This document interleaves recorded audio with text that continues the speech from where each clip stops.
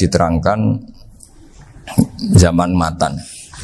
Penyembelian itu harus pakai bismillah.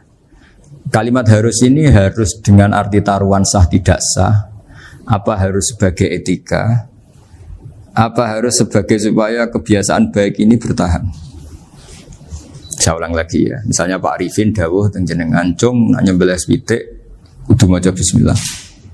Kalau kamu memotong hewan harus baca bismillah. Kata harus itu apa artinya syarat sah, sehingga kalau tidak baca tidak sah. Apa keharusan dalam makna etikanya harus baca bismillah. Jadi urusannya hanya apa? Etika atau afdoliyah. Atau kita tidak ingin kultur baca bismillah itu hilang, sehingga barang tidak wajib pun kita wajibkan supaya kultur baca bismillah itu tidak hilang. Nah, Imam Syafi'i itu milih yang tidak wajib. Itu hanya urusan etika. Sehingga dhabihatul muslim meskipun enggak baca bismillah, baik secara sengaja maupun lupa tetap halal ya, tetap sah, tetap halal. Tapi beberapa ulama mengatakan baca bismillah itu wajib dan menjadi syarat sah. Ya kira-kira karena pamit tadi, yang beri nyawa itu Allah, kok apa yang menghilangkan enggak pamit, sudah menghilangkan nyawanya ayam dimakan lagi. Wah itu selingkuhannya kan masih marah itu. Selingkuhannya, pacarnya, anaknya, cucunya itu kan marah itu. Tapi kalau pamit yang punya kan enggak. Coba kalau ayam cantik yang pas kamu sembelih itu lanangannya kan mangkel itu. Kalau kebetulan sudah tua kan karep-karepmu kan gitu. Jadi apa? Itu yang tahu Sarah. Saya ulang lagi, yang tahu Sarah, karena ini sudah jelimet. Sudah jelimet. Sehingga enggak ada kitab matan yang Indo kecuali di Sarai. Dulu ada kitab namanya Takrib, karangannya Abi Suja. Terus di Sarai kecil sekali oleh Fathul Qorib. Ya, oleh Ibnul Qasim Al-Huzi itu. Terus disarai lagi oleh Bajuri. Jadi Bajuri itu sudah sarhun ala sarhin warifin, ya, sudah sarhun ala sarhin, bukan sarhun ala matnin tapi sarhun ala sarhin. Nah, kenapa memang kita butuh itu? Saya ulang lagi, kita butuh itu. Nah, kenapa butuh? Ya karena mau tidak mau. Saya ulang lagi, mau tidak mau. Karena matan itu seperti itu. Misalnya matan cerita, yang dikatakan menyembelih itu apa? Ya nyembelih itu ya nyembelih itu memotong hewan. Terus motongnya dari mana? Kalau kamu motong hewan dari mana coba? Dari belakang atau dari depan? Dari mana? Depan misalnya. Pertanyaannya, ketika dari depan itu paling penting terpotong al-hulkum wal mari misalnya. Yang satu majrur to'am, yang satu majrur ruh, kayak gitu, majrur nafas. Tapi andekan dari belakang gimana? Tapi tetap terpotong. Mulai ribet kan? Kalau kubu sebelah kan enak, pokoknya nggak sunah Rasul seperti itu, nggak mau debat. Tapi kita tidak, cara berpikir tidak gitu. Ini kan status hukumnya halal apa haram ketika ada orang motong hewan dari belakang. Nah, terus kita berdebat kan, mesti berdebat itu mau dibilang haram, nyatanya memenuhi syarat apa tadi pemotongan, hukumnya kena, amarinya kena. Mau dibilang halal, jangan-jangan pitiknya sudah pingsan, sudah mati karena dogrok-dogrok dari belakang. Nah, itu terus ulama debat, kan mungkin juga, ya kan? Pitiknya sudah setengah kena corona, pingsan terus, ya kan? Sudah pingsan terus digorok. Nah seperti ini mau tidak mau kita harus detail. Detail artinya yang dikatakan menyembelih itu apa? Ya nanti tak bacakan tabir-tabir di Bajiria sekaligus ijazah untuk jenengan semua. Saya tadi alhamdulillah ketemu Pak Arifin lama, ngendikan panjang lebar tentang pentingnya ilmu. Yang dikatakan menyembelih adalah mematikan hewan yang hidup dengan kaifiyah syariah. Saya ulang lagi, mematikan hewan yang hidup dengan kaifiyah syariah. Nah kalimat hidup ini mulai masalah. Hidup yang apa? Misalnya ada hewan, saya sering kalau ngaji cerita, ada ayam jago ketandang mobil, ketabrak mobil, kejet-kejet. Enggak kamu sembelih pun 1 menit lagi pasti meninggal. Ini kan hanya koordinasi prosedur saja. Karena prosedur ayam mati harus kejet-kejet, enggak boleh enggak langsung peletes mati, enggak boleh. Nah pertanyaannya ketika kejet-kejet ini kamu sembelih, itu halal apa enggak? Wong enggak andekan enggak disembelih juga sudah mati. Artinya enggak penyembelihan ini kan tidak memberi kontribusi pematian, tapi enggak ngefek. Makanya terus ada perdebatan. Ada hayatun mustaqirrah, ada hayatun ittiroriyah, ada harokatu masbuh. Itu kalau nggak sarah tidak bisa. Lalu pertanyaan nakalnya begini. Saya itu betul pernah ngalami itu. Wayam jago itu kan mahal, apalagi kalau Bangkok kan. Saya pas jalan-jalan sama anak saya, sama jalan-jalan mau ke pasar itu di pertolongan tuwer mak. Kusik halal tau ora? Karena tanya orang awam, halal kata saya. Gitu. Padahal andai kan tidak disembelih ya pasti mati. Suatu saat ada yang mengkonfirmasi lagi. Saya bilang kalau kiai ya tidak pantas makan ayam gitu, tapi kalau kamu tidak kiai ya pantas saja. Daripada rata halal lo geremeng eman kan ribet. Nah sebetulnya itu dalam mazhab Syafi'i itu tidak halal karena dia sudah tidak punya hayatun mustaqirrah. Karena tadi setengah menit lagi atau 1 menit lagi pasti mati. Kan dia belum mati karena koordinasi Israel saja tetap yang nyambil itu. Tetap kan nggak segampang itu kan, tetap prosedur apa? Jalankan SOP. SOP-nya harus ada. Nggak boleh mati selonang-selonang itu, nggak boleh. Tetap ada SOP kata Pak Arifin ada SOP. Dia kalau sama saya bisa guyon kalau. Nah, tapi misalnya nanti pertanyaan, tapi dalam mazhab Maliki itu diabaikan. Hayat mustaqirrah, hayat ittiroriyah, hayat itu diabaikan. Cara berpikir Imam Malik lebih matematis. Kalau nggak disembelih itu matinya berapa menit? 1 menit lagi. Gara-gara disembelih dia mati sekarang. Berarti eksekutornya ya peso itu. Ya berarti peso itu memenuhi kriteria mematikan sesuatu yang masih hidup, hewan yang hidup dengan cara syar'i. Jadi andai kan ada rapat malaikat, matinya karena apa? Karena peso apa karena kecelakaan? Karena peso. Ya kan? Ya. Karena kalau nggak tanpa peso nunggu 1 menit. Gara-gara disembelih langsung jadi sekarang. Nah karena hukum halal ini yang menarik dan menguntungkan. Di bab ini orang jadi Malikiyah semua. Mana maksudnya ya?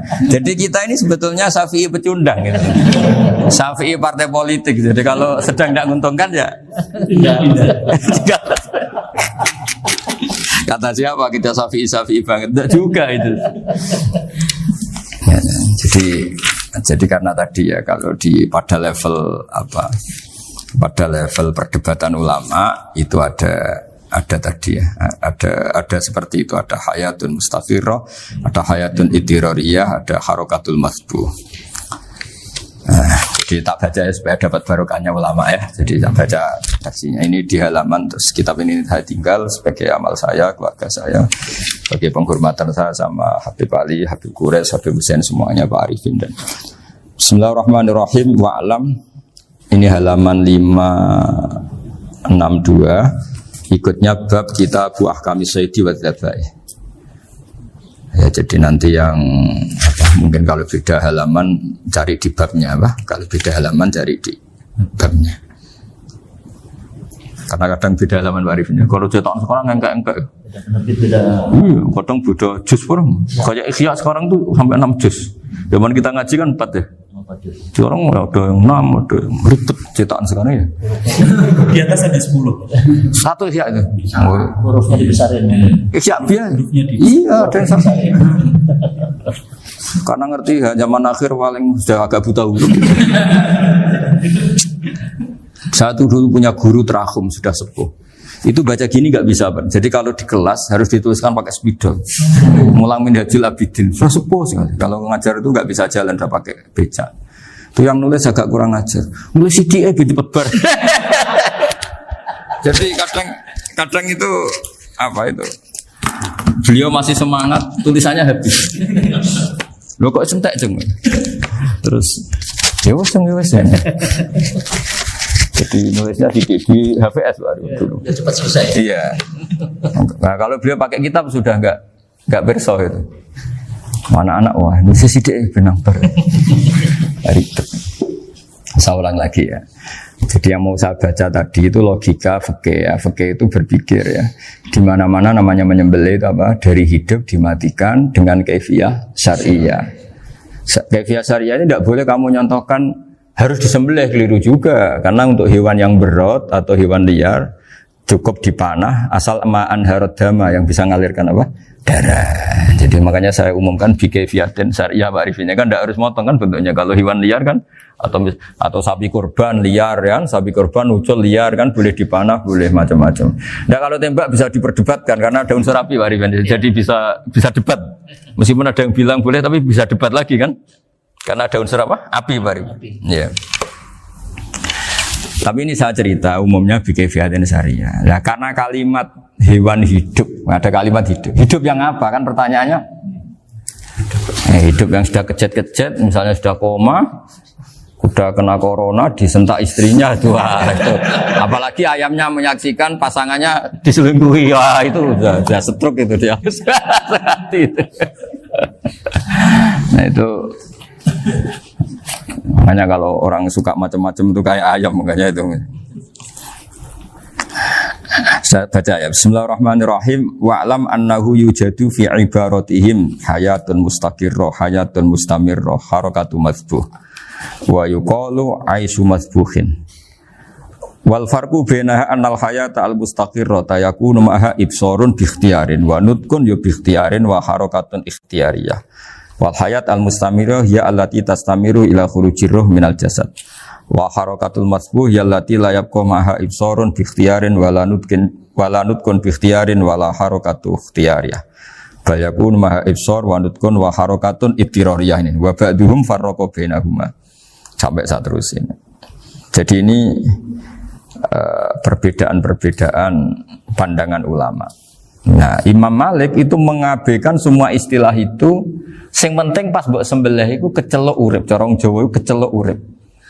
Cek hayat mustaqirrah, cek ittirariyah, cek harakatu mazbuh, pokoknya kecelok urip. Ini kecelok urip bisa dibilang masih hidup. Karena kalau bisa dibilang masih hidup, kamu sembelih, tetap nanti rapat malaikat kira-kira gitu. Ini matinya karena apa? Karena kecelakaan. Oh, kalau kecelakaan 1 menit lagi matinya dong. Tapi kan matinya sekarang ya karena disembelih. Nah tadi saya bilang sebenarnya mazhab Syafi'i itu tidak seperti itu.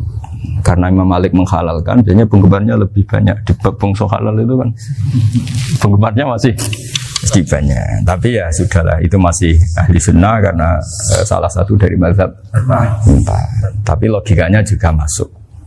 Jadi kita bukan sekedar taklid ke Imam Malik. Tapi kalau kita ikhtiyat ikut Imam Syafi'i, ya monggo. Karena mungkin secara medis karena mengalami seperti itu mungkin tingkat kesehatannya apanya sudah ya sudah lah, yang penting makanya terus orang Jawa pinter nak PTE jago ya halal, nak cilik enggak lah.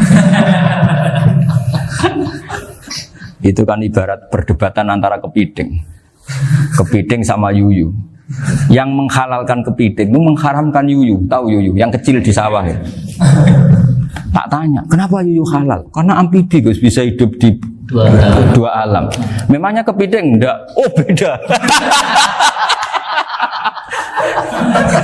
Ternyata beda maksudnya. Eman Gus kalau haram.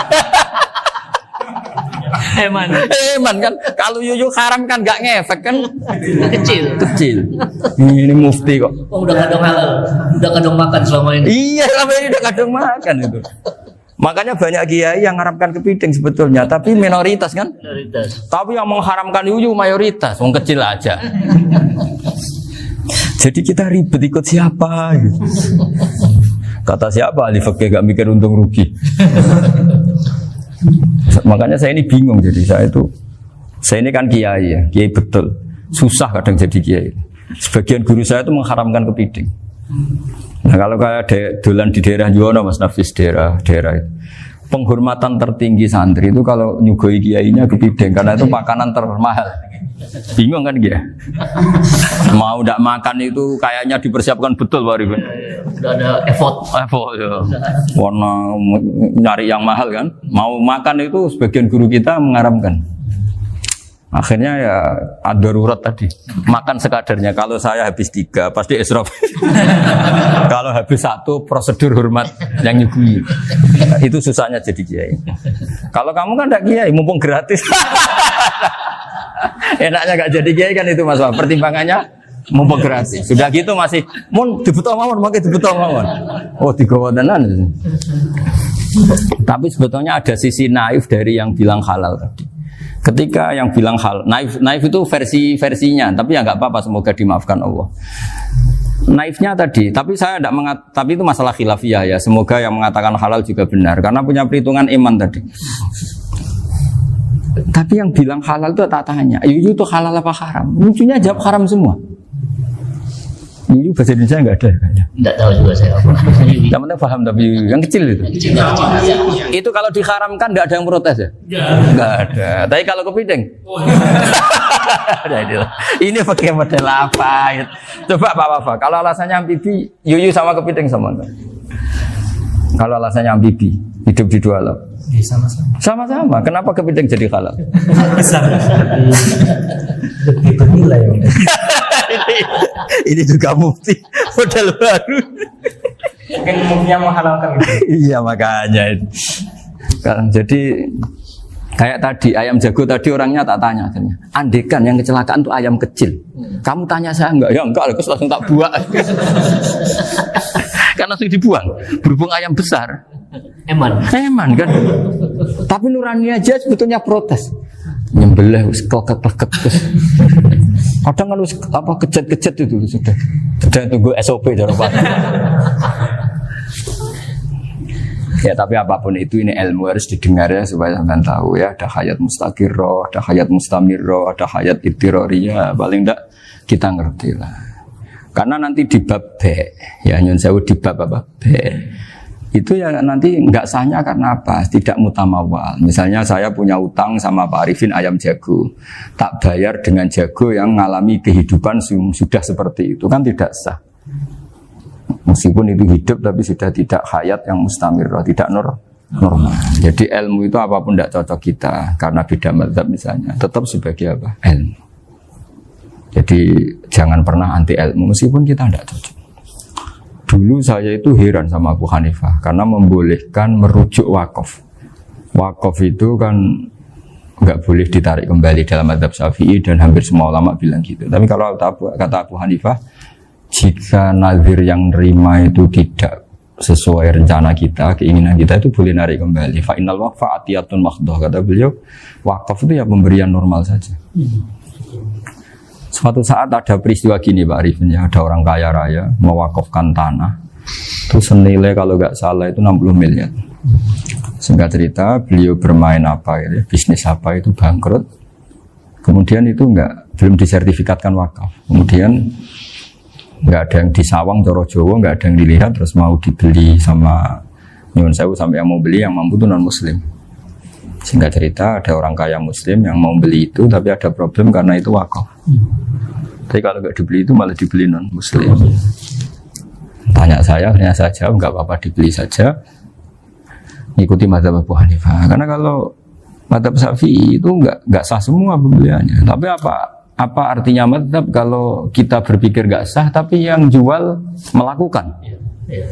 Nah itu yang nggak dipikirkan oleh orang-orang fikih yang di Menara Gading. Apa gunanya kita bilang nggak sah, tapi yang punya tanah tadi tetap menjual, karena tidak mengindahkan hukum itu. Mau apa? Makanya saya bilang ke Kiai tentang Gus itu nggak ada kaulnya dalam mazhab Syafi'i. Saya bilang kamu mengharamkan itu sudah tidak ada gunanya, karena itu tetap dilakukan. Jadi kita pertimbangannya ndak itu, daripada dikuasai situ mendingan kita. Betul. Nah itu sisi-sisi fikih. Makanya ini kita ngaji fikih tidak segampang itu memberi fatwa karena pertimbangannya banyak, Pak. Tidak hitam putih gitu maksud saya, ini cerita. Jadi nanti kamu ngerti. Jadi mau apa coba? Itu kan ibarat gini. Hukumnya kita ngajar perempuan itu masalah sebetulnya secara karena itu ajnabiyah. Tapi fikih mentoleransi li ajli ta'lim, karena untuk belajar enggak apa-apa. Kalau sudah jadi fakta itu ribet. Dia maunya belajar sama kamu, dan sekali kamu tidak mau belajar ke yang lain yang potensi menyesatkan. Jadi fikihnya bukan masalah nazar lagi, sudah penyelamatan. Ribet kan kalau sudah begitu. Saya punya kenangan yang menurut saya itu harus jadi trauma. Siapapun harus jadi trauma. Ini cerita sedikit. Ini masih ngaji fikih, pertimbangan. Ada orang itu sangat khusyuk, Pak. Sangat khusyuknya di rumahnya Pak Wafa itu nggak ada TV, nggak ada motor, nggak ada apa saja.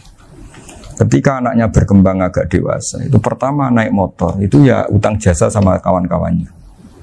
Pertama dia ngelihat nikmati TV ya dari kawan-kawannya. Corong Jowo mbek tanggane lah. Padahal orang tuanya ini protektif justru karena banyak tanggane sing ndak pati Islami lah. Ya mereka orang Islam tapi ya enggak sholat, enggak apa. Singkat cerita orang tuanya ini datang ke rumah saya nangis. Nangis Gus, sekarang saya ikrar bahwa mazhab Abah jenengan Kiai Nur Salim, bapak saya itu mazhab jenengan itu lebih hebat timbang mazhab kula. Nangis dia. Dulu saya itu agak menyalahkan Kiai Nur Salim jenengan karena longgar di rumah ada TV, ada motor. Terus dia cerita. Nah karena anaknya ini pertama bisa naik motor, untuk anak ABG ini kan jasa yang luar biasa. Karena dia butuh sekali bisa naik motor, dipinjemin. Akhirnya walhasil anaknya ini yang saya merantau ke Jakarta kemana? Akhirnya lam yusolli wa lam yasum. Padahal anaknya ya kiai kampung. Terus tak ceritanya. Terus akhirnya dia tanya, kenapa sih Gus jenengan sama Abah kok longgar gitu sama anak? Terus tak ceritanya gini Pak Arifin. Menurut ilmu al-insan abdul ihsan, manusia itu budaknya kebaikan. Karena utang jasanya sama anak ini, ya dia akan ainut anak ini. Sementara kenangannya mbek jenengan mbok amui. Tidak boleh. Dia baru ngakui ya Gus saya itu nyun sewu hanya khusyuk tapi kurang ilmu. Tadi dia hanya berdasar khusyuk. Bocah kok main delok TV kan pikirannya hanya gitu. Ini cerita ilmu, saya bukan menjustifikasi mana pun. Ini kan cerita ilmu Pak Arifin ya. Jadi semuanya itu ada hitung-hitungannya. Coba kalau kita terlalu stakung be anak pertama naik motor jasanya orang nggak sholat ya, pertama roh TV jasanya orang nggak sholat. Coba terikatnya anak ini sama kita apa sama orang itu? Sama orang itu. Bayangkan kalau umur ABG, kalau umur sak pari pun Pak Wafa ini nafsu astagfirullah kan. Gue job tua nome orang. Gaya tok, bareng tua udah khusus gue gaya tok. Aslinya namanya bodoh. Ya saya sama semua. Cuma saya akan lebih jujur dari biasa. Jadi orang itu harus ngitung gitu. Itu kenapa Mbah Mun tuh kayak alim alama. Setahu saya dalamnya ada TV. Putra-putra ini lihat TV. Meskipun kita tidak mungkiri negatifnya TV, kita nggak mungkiri Pak Arifin ya. Tapi tadi ketika anak-anak ABG itu pertama lihat TV jasanya tonggo nih. Kalau kebetulan tanggane wong soleh nggak masalah ya. Kalau enggak, itu nangis ke rumah saya itu. Nyesel dia. Tapi saya bilang gini, ini jenengan tiang soleh, mesti anak jenengan suatu saat kembali. Coba pola jenengan harus rubah. Ini hebatnya Nabi. Ketika Sayyidah Aisyah masih kecil, minta diperlihatkan Li'bul Habasyah. Itu diturutin kan masyhur itu. Kayak apa Nabi? Karena kalau nggak diturutin, pasti Sayyidah Aisyah akan ngidolakan mainan yang lain yang di luaran sana malah. Itu karena Nabi punya kearifan tadi. Jadi ini kan ilmu, lagi-lagi ilmu. Jadi yang semua itu harus dibaca dengan ilmu. Makanya kata Nabi, ad-dunya mal'unatun mal'unun fiha illa dzikrawah wa ma'alahu aw aliman aw muta'alliman. Karena dunia ini hanya bisa dibaca dengan ilmu. Yang diridai Allah maksudnya hanya bisa. Saya itu banyak kenal menteri, kenal pejabat. Tapi saya tidak pernah melihat itu sebagai pejabat. Melihatnya itu orang yang ingin belajar agama. Karena sekali salah melihat, yang hidup itu tamaknya Pak Arifin. Yang hidup kan tamaknya. Saya kenal orang kaya kok melihat kayanya, yang hidup itu tamaknya, ingin dapat ini. Tapi kalau melihat itu sebagai hamba Allah yang ingin belajar, insya Allah kita selamat dari tamak. Meskipun kita ya manusia tidak sempurna. Setidaknya ketika dia lomo atau tidak lomo, nyalami template apa tidak ngefek, karena kita melihat ini mau belajar. Tapi kalau kamu didorong tamak, katanya orang kaya ternyata nggak tahu haknya kiai, ribet kan? Ribet. Ya kalau kamu punya santri cantik ya lihat itu sebagai santri kamu. Jangan melihat ini mau nggak sama saya, kalau enggak ya wah ya ribet kalau gitu. Ini anak-anak muda harus dilatih ikhlas, baru bahaya ini santri-santri sampean kalau nggak dilatih ikhlas ini bahaya. Karena ini belum punya penggemar pejabat, paling ya anak-anak yang ya tadi ABG. Jadi lah Sarah kembali lagi Sarah itu membicarakan itu detail. Jadi ya makanya kenapa orang mati yang lahir langsung meninggal itu nggak wajib disolati. Alasannya fikih ya lucu. Karena dikatakan sholat mayit, di mana-mana mayit itu sabakohu hayatun. Di mana-mana namanya mati itu terdahului oleh hidup. Nah ini nggak pernah hidup langsung mati. Jadi begitu ya kadang lucu. Ya gitu aja alasannya. Kamu nyolati apa? Mayit. Kenapa kok mayit? Jadi mayit itu namanya mayit Orang mati. Orang mati artinya pernah hidup. Nah itu Sarah. Jadi ketika matan hanya cerita wasiktu alladzi lam yastahila, enggak pernah nangis, lam yusalla alaihi. Sarah bilang mergo ora tahu urip. Kalau enggak pernah hidup berarti enggak bisa dikatakan mati. Kayak sampean miskin itu kan enggak bisa dikatakan bangkrut. ya miskin aja gitu loh. Kan gitu ya. Karena nggak pernah kaya. Kayak Mas Nafis nggak bisa dikatakan, oh itu Qurannya lupa gimana? Nggak pernah hafal.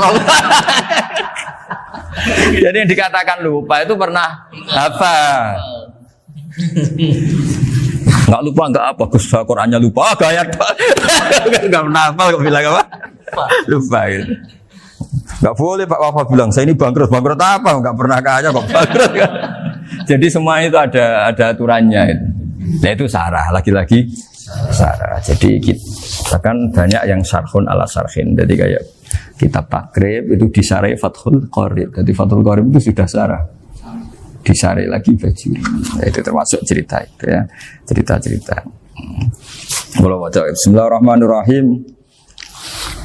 Ya, wa yakunu qad umma dzukira daf'atan wahidatan la fi daf'ataini. Islam tujad al hayat al mustaqira inda daf'atis saniyah. Amma idza wujidat al hayat al mustaqira daf'as saniyah fayakhilu al masbuhu aidan.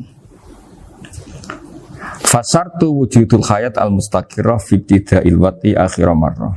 Wa makharu dzalika inda tulil fasli wa illa fala rafa'a sikina wa ada fawran aw alqaha liqawniyaka latan wa akhadha ghairaha fawran aw saqatat minhu wa akhadha ghairaha halan aw qallaba wa qata'a biyama bagi hal al masbuh. Jadi ini masalah Sarah. Sarah itu sudah detail. Misalnya gini, kamu motong ayam.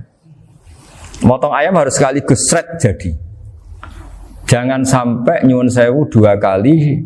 Jangan-jangan misalnya gini, ayam tak potong pas ke kiri separuh. Ya, ke kiri separuh apa hulkumnya. Pak Arifin datang, Assalamualaikum Gus Pak, waalaikumsalam, terus santai jagungan dulu. Jagungan sampai besoknya itu enggak meneruskan. Bareng-bareng balik salam, ingat lagi ayam saya ini. Ketika saya meneruskan ini, potensi ayam ini sudah mati atau sudah hidup yang ini masih mazhab Syafi'i loh ya. Atau sudah hidup yang sudah tidak normal. Artinya apa? Penyembelian kedua yang mengeksekusi tadi sebenarnya mengeksekusi barang mati. Yang penyembelian pertama tidak bisa dikatakan penyembelian karena tidak sampai mati. Penyembelian kedua berstatus setengah mati. Nah, kalau seperti itu maka haram. Kecuali itu dilakukan secara fauron. Fauron dicontohkan nyembelih ternyata pesunya kedul terus ngambil yang lain, tapi fauron langsung atau terjatuh ngambil langsung. Ya, itu boleh karena ditoleransi. Tapi kalau kalam ajnabi kata tadi omongan Pak Arifin, seperti Pak Arifin, alhamdulillah sih, jaminan mau rawuh dari ayamnya asem mana? Ini harus sebar. Ini orang ngawur betul. Jadi, lah itu Sarah. Bicara sampai detail itu Sarah. Jadi ada sekian kemungkinan. Jadi termasuk yang diandaikan apa? Nah, hayat mustaqirah itu batasnya yakunu maha ibsorun bi ikhtiarin wa nutkun bi ikhtiarin wa harakatun ikhtiyariyah. Hayat mustaqirah itu kalau dia betok-betok itu ya karena karepnya. Maksudnya gini, gamane cara roh pitik wedok engkek ya cek karepe dhewe. Cara dia melihat peso itu karepe ya masih lari. Jadi misalnya ada ayam. Ayam kita sembelih baru luka sedikit. Belum sampai andaikan dibiarin ya mungkin suatu saat sembuh, luka. Terus melihat kamu lari ketakutan karena kamu dianggap gladiator, killer lah. Nah itu berarti punya hayat mustaqirah. Tapi sudah kalau kamu sembelih karek ngeriwit, roh kue serawedi, ya kan? Mau demo ya sudah agak berkutik, ya dia berarti tidak punya hayat mustaqirah. Gitu. Ya batasannya itu Joro. Nah. Dalam mazhab Syafi'i, syarat sahnya penyembelihan harus hewan itu punya hayat mustaqirah. Nah ini Sarah ya, jadi Sarah itu lebih jelimet. Nah makanya kenapa tidak boleh nyembelih pakai yang tumpul Mas Nafis? Takutnya ayamnya itu ngalami dohtoh, kok ditekek. Misalnya sama nyembelih pakai peso tumpul, ini kini ketekek, takut. Kan dia misalnya ayamnya jantungan, roh peso wis setruk kan, udah gitu ketekek. Nah itu mati dulu pasti itu. Siksa. Jadi pas diongok-ongok dia sudah mati. Jadi nanti kalau di akhirat, sebetulnya saya sudah mati loh, ngawur. Wah, apalagi nganggo keris naga sosro. Wah, itu sudah gereng sakti kan diginikin tok sudah mati kan? Makanya bahaya nyembelih pakai keris-keris sakti karena sebelum terpotong sudah mati saking saksinya apa? Keris itu misalnya gitu. Baru nempel. Makanya nanti suatu saat ada pertanyaan ini, boleh enggak nyembelih ayam orang yang rainya itu sangar? Wah, itu haram. Kena. Oh, itu mesti mati dulu. Kumisen tatonan apa? Ya bodoh. Iya kayak algojo. Ayamnya jenis apa? Stroke ya? Jenis penakut. Pas mau disembelih, tidak mati. Jadi hati-hati ya nyembelih ayam. Jadi kalau orang kampung Pak Arifin ya, orang kampung mudin kampung. Mungkin kalau orang kota sudah nyuwun sewu gak peduli. Kalau orang kampung itu apa itu Pak Arifin? Kalau nyembelih jago itu sampai apa itu? Ilatnya dikeluarin dulu. Oh iya. Apa ya? Iya karena takutnya katanya beberapa yang kaget itu kelek apa? Ketelan. Iya ketelan ya. Itu ya ada kearifan gitu tapi ya terlalu ya menyiksa ayam. Tapi memang potensi katanya Pak Arif. Katanya yang ahli-ahli itu ya. Jadi kalau dia jago ya mau disembelih, saking takutnya itu. Kalau orang Jawa kalau takut kan yang ngelek itu ya. Orang Jawa loh ya. Itu kalau orang takut kan kadang apa kayak nah ayam itu nak ketakut. Kadang ininya terus apa? Lidahnya masuk. Akhirnya pas disembelih ini enggak kena. Nah, makanya terus banyak mudin yang punya ikhtiar tadi. Pernah lihat Bapak yang ayam jago itu? Ilatnya dikeluarin. Ya, itu ya tidak wajib cuma tidak bisa kita salahkan. Tapi kata penyembelih yang ini tak tanya eksekutor yang lain, pokoknya rodok dipenek Gus. Iku seraiso. Saya belum pernah nyembelih ayam karena ini kan selain nggak profesi saya juga nggak mentolonan saya. Tapi ini beberapa kefiah yang penting kita tahu ilmunya. Yang paling pokok itu qatul khulqum wal mari. Ya kira-kira dalan sing digo nafas sama digo makanan tadi. Ya tapi itu tadi caranya semua itu harus mengalami atau masih punya hayatun mustaqirah. Nah, takutnya dalam konteks nyembelih yang apa tadi? Saya bilang separuh tadi. Itu jamnya normal enggak itu sudah jam 11 ini? 10. Oh, jam mati almarhum itu. Itu enggak halal disembelih itu sudah maitah ya. 13, 10, 14 kan. Iya. Saya makanya saya bingung lihat jam. Ya, jadi itu Pak Wafa ya pentingnya sarah itu seperti itu. Matan itu kan asal nyembelih saja. Tapi di sarah diterangkan jangan hanya nyembelih, yang disembelih harus ada hayatun mustaqirah karena dikatakan penyembelihan adalah menghilangkan nyawa dengan cara yang syar'i. Nah, kalau nyawanya saja sudah hilang bukan nyembelih gitu. Nah, potensi itu ada ketika jago kamu sembelih pakai yang tumpul. Ini ada dokhtoh. Loh, hewan itu juga kayak manusia loh karena punya hati. Ketika takut saja mati. Nah, takutnya ulama kan ini ngalami dokhtoh. Kayak orang ditekek kan mati kan. Ditekek kaget. Contoh gampang gini. Orang ditekek perempuan kemungkinan mati itu kecil. Karena murni hanya ngalami pernafasan. Tapi nak ditekek gua tatonan kan terus dua reaksi tubuh. Takut sama gak bisa bernafas. Itu kan lebih cepat apa? Mati. Kira-kira kan gitu. Lah ini sudah takut dongok-dongok itu kan nyiksa. Saya sering ketemu orang yang ahli nyari ular, nyari apa. Itu ya gitu. Filosofinya sama seperti orang perang. Harus bikin takut. Iku kewan Gus nak disuwentak iku telelekan. Jadi telelekan iku apa Pak Anda bicara bahasa Batawi ini? Orang kaget terus terpaku itu. Teorinya Khalid bin Walid kan gitu. Kalau perang supaya musuh takut. Kamu tahu kami siapa? Menggertak gitu. Ayat ji'na biqaumin yuhibbunal mauta kama tuhibbunal hayat. Kita ini bawa pasukan yang mereka mencintai mati kayak kalian mencintai hidup. Pasukan kami ini darwis, berani modar ya wis gitu. Kira-kira gitu kalau bahasa Jawa itu. Berani mati. Akhirnya musuhnya kan nah, di antara syaratnya perang kan gitu harus bikin musuh itu takut, gemeter. Nah istilah lelekan itu gampang gitu loh. Lelekan itu pokoknya tadi loh Arifin, kepaku tadi. Nah, agak berkutik. Paham ya? Nah jangan-jangan ayam yang kita sembelih mau wis wedi diongo-ongo mati duluan gitu. Nah makanya terus kata musannaf kalau bisa itu wa yakunu madzukira bidafatin wahidah. Kalau itu usahakan sekali jadi. Tapi itu bukan berarti syarat sahnya harus sekali jadi. Kira-kira karena tadi gak kebayang kan kalau baru separuh tak Assalamualaikum Gus Pak, waalaikumsalam Pak Arifin, sebuti kabarnya. Baru itu terus ingat, diteruskan lagi. Kemungkinan ini sudah mati apa? Nah makanya ya tapi lagi-lagi ini sarah ya tak baca Bismillahirrahmanirrahim wa yakunu qad umadzukira daf'atan wahidatan la fi daf'ataini fa innahu yahrumul mazbuh hina idi. Kalau 2 kali, tapi 2 kali maksudnya yang 1 kali ini mengakibatkan kematian. Dikatakan penyembelian belum sempurna, dikatakan hidup toh nanti pasti mati, berarti tidak mengalami hayatun mustaqirrah. Paham ya? Jadi ini semoga dapat barokah dari para ulama. Jadi saya mohon nanti Pak Wafa, Pak Muntaha, teman-teman jangan hanya baca matan ya, pada level alim itu harus baca syarah karena matan itu nyun sewu tidak cukup untuk menjawab sekian kemungkinan.